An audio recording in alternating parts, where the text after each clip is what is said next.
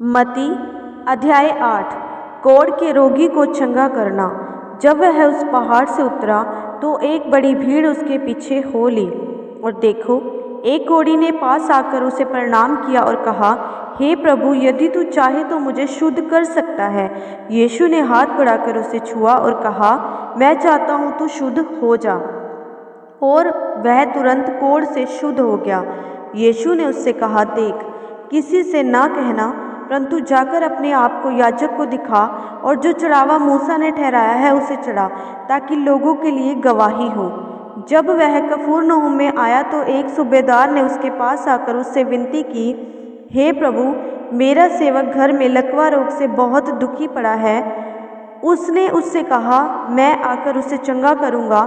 सूबेदार ने उत्तर दिया, हे प्रभु, मैं इस योग्य नहीं कि तू मेरी छत तले आए, परंतु केवल मुख से कह दे तो मेरा सेवक चंगा हो जाएगा, क्योंकि मैं भी पराधीन मनुष्य हूँ और सिपाही मेरे अधीन हैं। जब मैं एक से कहता हूँ जा तो वह जाता है, और दूसरे से कहता हूँ आ तो वह आता है, और जब अपने दास से कहता हूँ यह कर तो वह करता है।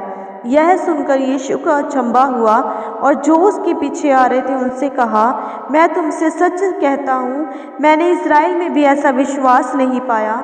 मैं तुमसे कहता हूँ कि पूरब और पश्चिम से बहुत से लोग आकर अब्राहम और इसहाक और याकूब के साथ स्वर्ग के राज्य में बैठेंगे, परंतु राज्य के संतान बाहर अंधकार में डाल दिए जाएंगे। वहाँ रोना और दांत का पीसना होगा। तब यीशु ने सूबेदार से कहा, जा, जैसा तेरा विश्वास है वैसा ही तेरे लिए हो। और उसका सेवक उसी घड़ी चंगा हो गया। अनेक रोगियों को चंगा करना। यीशु जब पतरस के घर आया तो उसने उसकी सास को ज्वर में पड़ा देखा।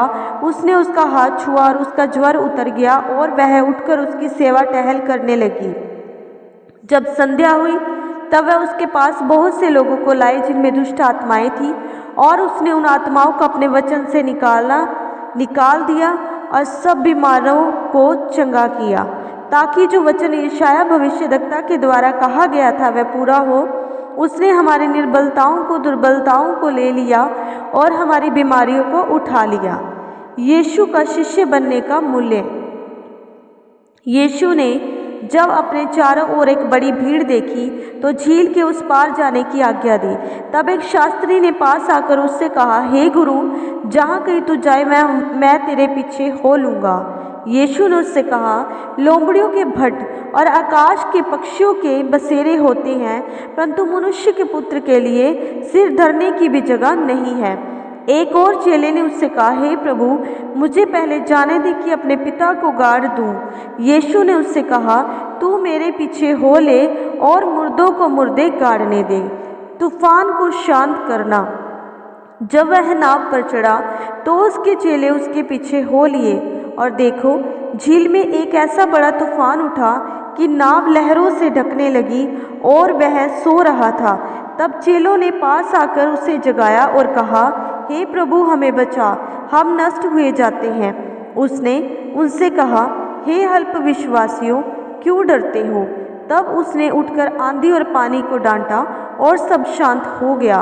और वे अचंभा करके कहने लगे, यह कैसा मनुष्य है कि आंधी और पानी भी उसकी आज्ञा मानते हैं। दुष्ट आत्माग्रस्त मनुष्य को चंगा करना।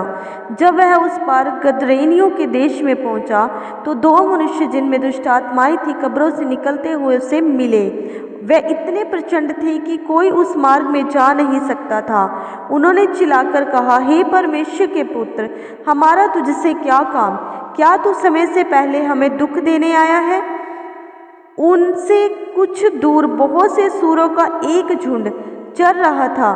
दुष्ट आत्माओं ने उससे यह कहकर विनती की, यदि तू हमें निकालता है तो सूरों के झुंड में भेज दे। उसने उनसे कहा, जाओ। और वह निकलकर सूरों में बैठ गई, और देखो, सारा झुंड कड़ाड़े पर से झपटकर पानी में जा पड़ा और डूब मरा। उनके चरवाहे भागे और नगर में जाकर ये सब बातें और जिनमें दुष्ट आत्माएं थी उनका सारा हाल कह सुनाया। तब सारे नगर के लोग यीशु से भेंट करने को निकल आए और उसे देखकर विनती की कि हमारे यहाँ से बाहर चला जा।